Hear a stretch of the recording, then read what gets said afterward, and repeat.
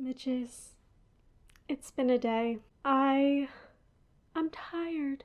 I was like, all right, I have to sit down and film this because I am filming this very, very late in the week than I usually do. But now that I'm on my new gym schedule, I go straight after work.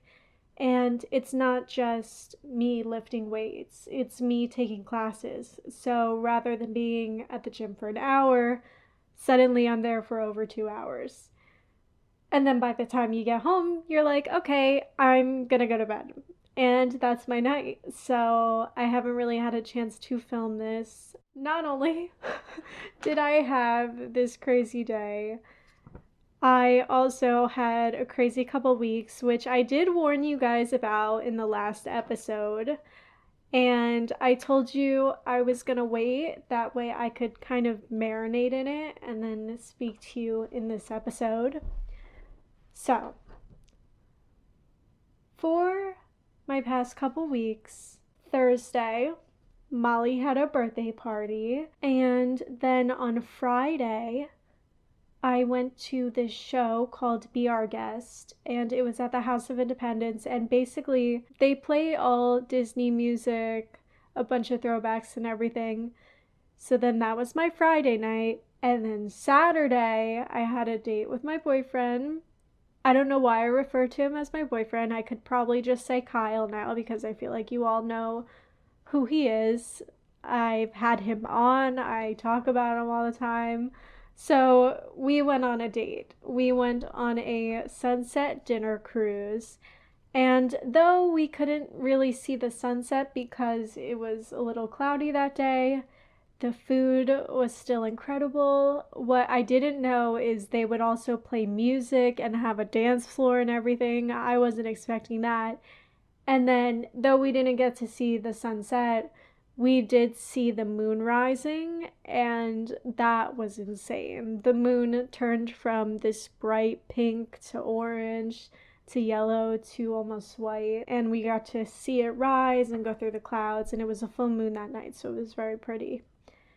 And then that Sunday, we went to see Funny Girl with Leah Michelle in it, but she ended up getting COVID and she was not at that performance. So we went to New York and we got a refund. And I was gonna buy us new tickets, but then all the tickets now are like lowest maybe 129 if you can even find a ticket for that price.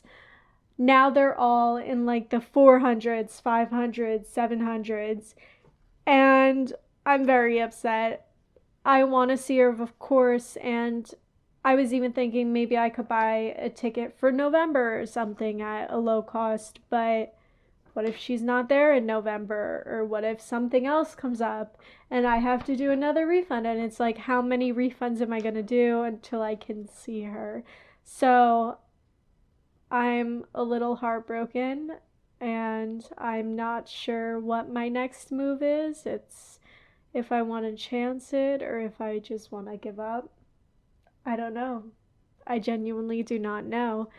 And then, though we didn't get to see Funny Girl that day, we did end up going to Ellen's Stardust Diner where they have the wait staff that performs.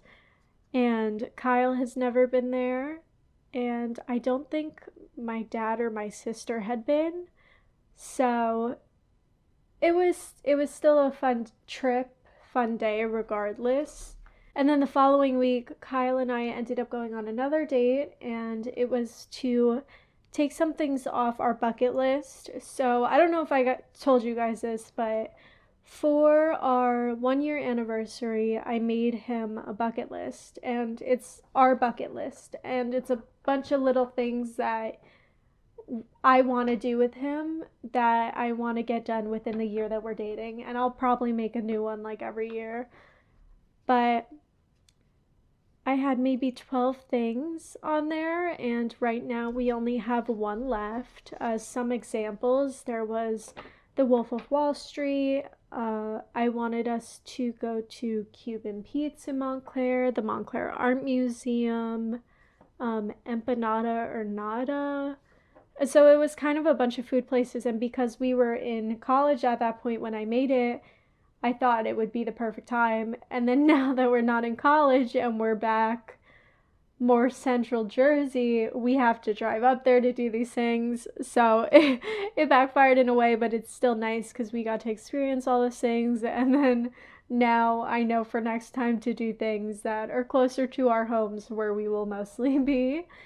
The only thing left on our list right now is to get matching onesies, maybe like Christmas ones or Halloween ones or something.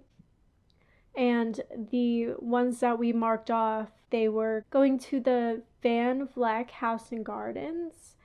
And it was very cool because they had this flower art show when we went, and I didn't even know that it was a thing. And then after, we ended up getting some milk tea at Kung Fu Tea. And then we ended up going to Samba for dinner. And that was kind of our day. And the only other thing that made that whole 2 weeks jam packed, it was kind of like the cherry on top after me having that 1 week where I was going back to back to back and I was exhausted. Uh, I was posting videos for the podcast and stuff, and I gotta say, I do think I'm hilarious, but I started getting some haters. And it's not even like it's just the one that I just recently posted, the most recent video. It's been a couple videos, like here and there. And mind you, it's only like one or two comments, but I mainly have only seen them, I think, once on Instagram and then a couple times on YouTube. And it's not like we have a lot of followers or subscribers or sometimes even viewers on videos or likes on videos. So it's just very strange to me when I see a couple people pop up here and there like hating on something, because I'm like, I'm just trying to have a good time. Honestly, it hasn't gotten me down yet. And usually if I just see a hate comment, I just delete it because I'm not going to waste my time on it. And it's funny that I say that as I'm literally addressing them. It's just kind of funny in a way, though, because they clearly do not know anything about me, and none of the things they even say are accurate. So I'm sometimes like, how is that an insult? Haters are whack, I guess. I don't know. So, anyway, that's kind of everything that I wanted to recap and to release. I actually feel like a weight has been lifted. You guys are my therapy. Ooh. Oh, also, I don't know why I thought of this as I was saying that, but 5 Seconds of Summer came out with their 5th album, and I didn't even know they were about to drop an album, so that was a great surprise, and I was extremely happy, and I will be listening to it nonstop now. So, let me conclude all of this. So now I want to formally introduce you guys to this episode and the show. So hey everyone, welcome to the Smidging Hour. It's Alyssa, and today we are talking about the legend of the Navajo Skinwalkers. And main reason for this is I keep seeing videos on, you guessed it, TikTok, and I'm not sure if they're real or if some of them are fake, but basically there's a bunch of people saying, oh, I saw this skinwalker. Oh, if you're in this location, beware, there's a skinwalker here and stuff like that. So I want to go over it in case maybe it's on any of your For You pages too, and you're like, what the heck is this? And I'm supposed to be scared of what now? To go back a little bit regarding witchcraft in the Navajo culture, originally it was part of their spirituality and their ways of life, and it had been present in their culture, history, and tradition for a long, long time. Now, there are multiple types of witchcraft. There are medicine men who will heal and aid members of the community. And there is Navajo witchcraft, also known as witchery way. And for this witchcraft, it uses human corpses in various ways most likely tools formed of bones or concoctions that could be used for curses, harm, or to kill a specific being. So, I'm going to tell you a little bit about how skinwalkers came around. Sometimes it was just someone wanting to become this, or other times it was maybe just a witch who had gone bad or gone evil. So, skinwalkers are considered one of the most dangerous forms of witches that can turn into, possess, or disguise themselves as animals. Now, most common animals they will transform into include coyotes, wolves, cougars, dogs, bears, but they can transform into any animal.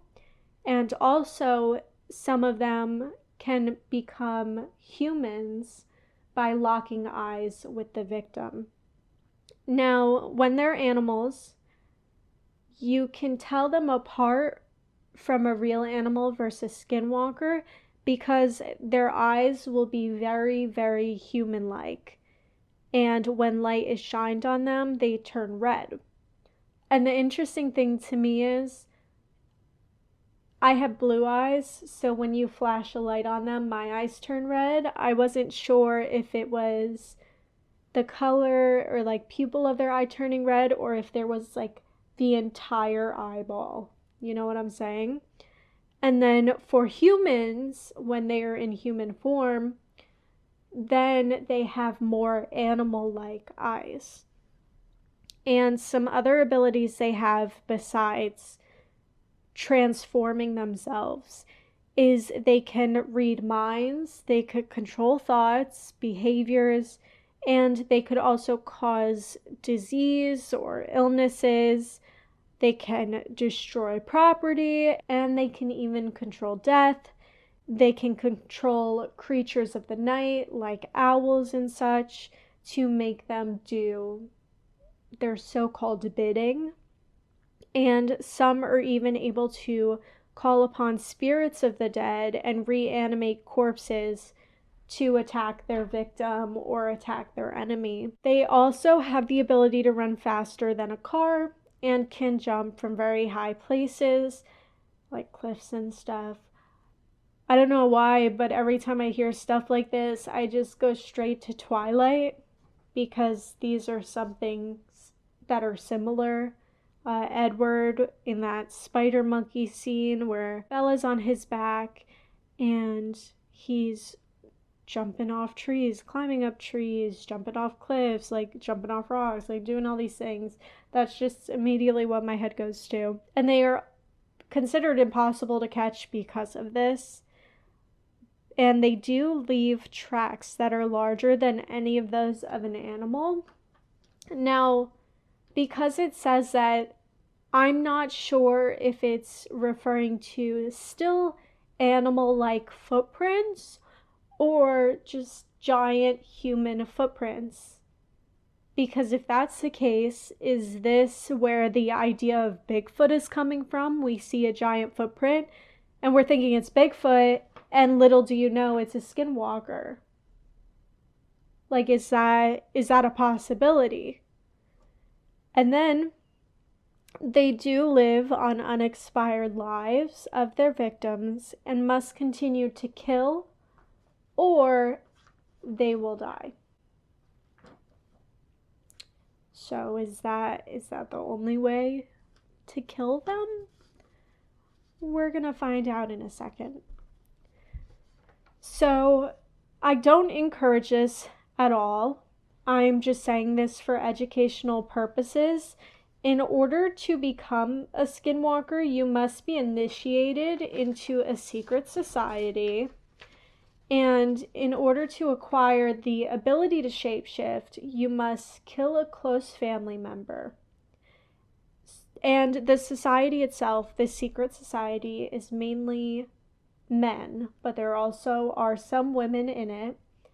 And the society will gather in dark places that are very secluded, like caves and so on. And they will do initiations, plotting, harming individuals that are farther away. And they will also have like ceremonial rites and stuff. Now, apparently, they also do engage in necrophilia, and this is specifically with female corpses.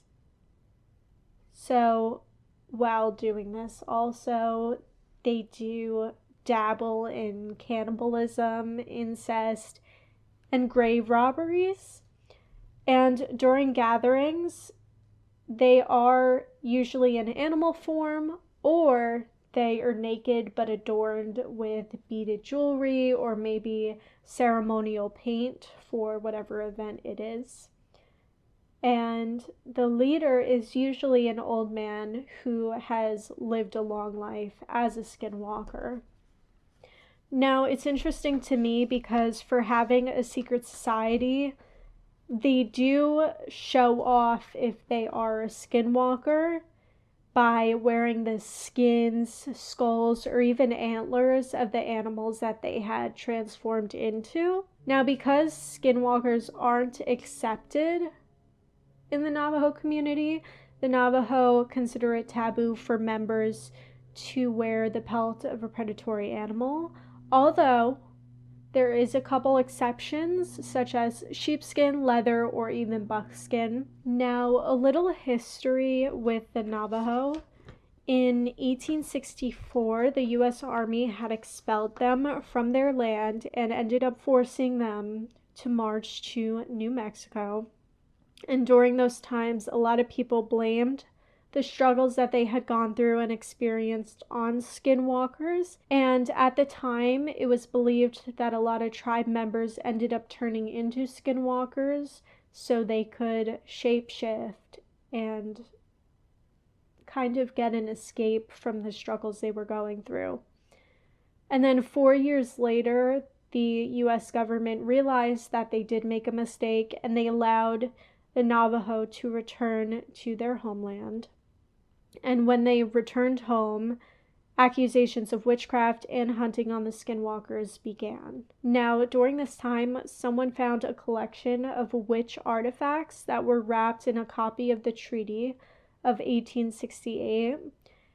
And because of this, the tribal members unleashed deadly consequences, and over 40 Navajo suspected witches were killed because of it. Now in the community, witchcraft is avoided and prevented. If it were to exist, in their laws, it is said that if someone becomes a witch, they forfeit their humanity and right to exist. So they should be killed. Now, a notable story in regards to skinwalkers is the McDaniel family. They were a family in Utah, and suspicious deaths were happening among their cows. And one night there was a noise against their house, and they saw a wolf-human hybrid, and it had red eyes. They shot at it, nothing happened, and they told police and told the town, of course, and it was causing a bit of a hysteria. So the police kind of said, if you don't stop talking about this, you're going to get arrested. And alternatively, they ended up moving away. Now, not only are there notable stories like that, but there are also notable places. So there's this place called Skinwalker Ranch. It's a ranch in northeast Utah away from the Navajo reservation, known as the Skinwalker Ranch, Sherman Ranch, and also UFO Ranch. So ownership over the years has changed quite a few times. Now, it is located near an Indian reservation, and they believed on the reservation that the Navajo cursed their tribe since skinwalkers had been plaguing them. So, how do you know if a skinwalker is near? I know I said that on TikTok there's a bunch of videos of people suspecting that they caught a skinwalker on camera and a skinwalker was near them.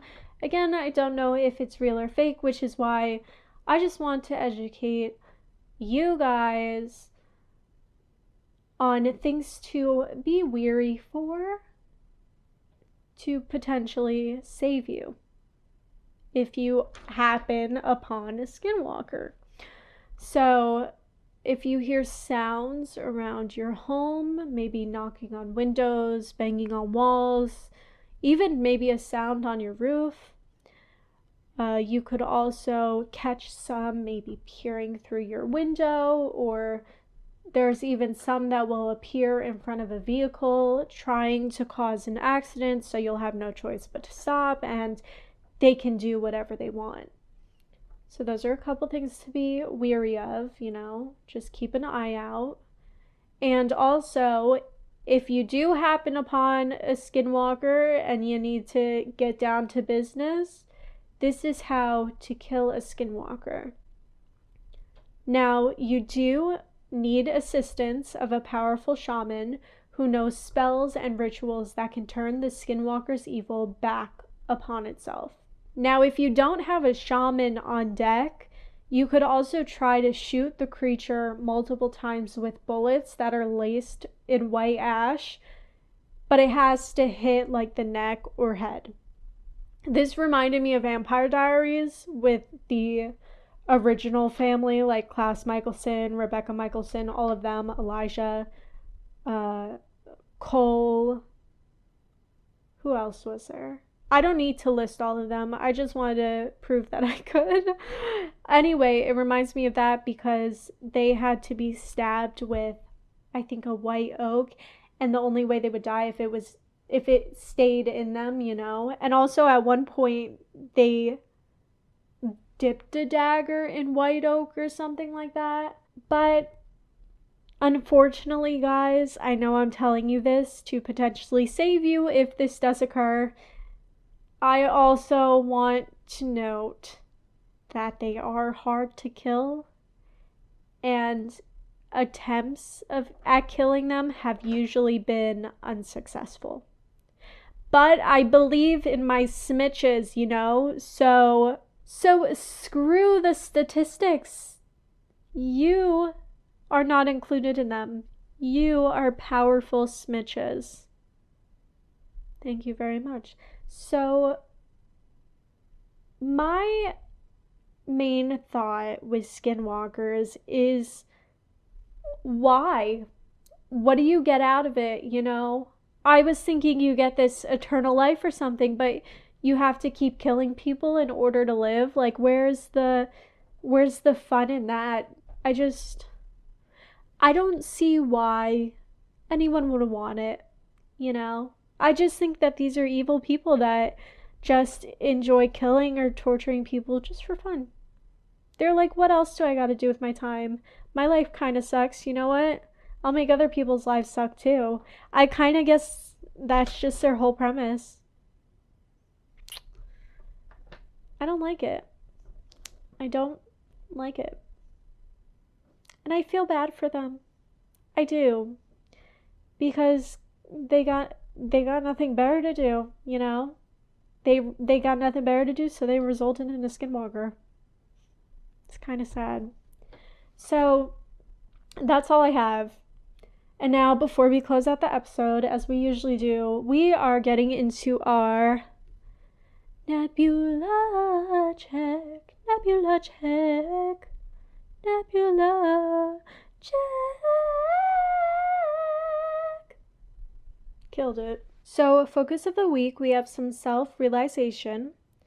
Love is at 73%, career is at 81%, and business is at 74%. This week brings you some amazing opportunities to learn about yourself and who you are. The equinox on Thursday allows you space to reflect on your personal attitudes, thoughts, and feelings in relation to others. You will see where a better balance can be struck and find the courage to be yourself with more authenticity. Okay. The new moon on Sunday opens the way for your love life to find more solid footing. There is a lot of potential to be had at this time, and it is the perfect energy for truly showing off your romantic side. Explore these affectionate aspects of yourself that allow you to share with others how much you truly admire them through your actions. Mercury will be changing signs on Friday, which can change the way you currently approach your schedules and routines. This can impact your day-to-day experiences around diet, fitness, and health. Notice how you can be more streamlined and organized for better results. The moon in your sign on Tuesday through Thursday, ensuring you are expressive, outgoing, and forthright in your energy. You find that being more direct and clear in what you want in your relationships with friends, family, and coworkers, and even acquaintances can be expressed with ease. Let yourself embrace self-assuredness and step into your own personal power with confidence. Okay, at first, I didn't think that that related to me at all.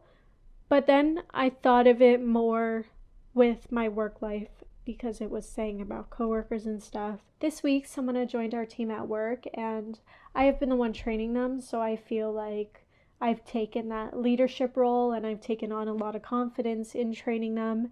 And also, our team in general has been very collaborative, and we've been working on developing new strategies, routines, processes for getting our work done. So I do feel like my horoscope's correct in that aspect. But that is all I have for you guys today. So I want to thank you all for listening. If you could like and subscribe to us on YouTube, as well as follow us on SoundCloud, Spotify, and Apple Podcasts, maybe even rate us if there is the opportunity to. As for our social media, we're on Instagram, Twitter, and TikTok, all at the Smidging Hour. As for my personal, it's AlyssaGrace_X on Instagram. Truly again, Smidges, you know it. Thank you so much for listening, and I'll see you all in 2 weeks. Bye!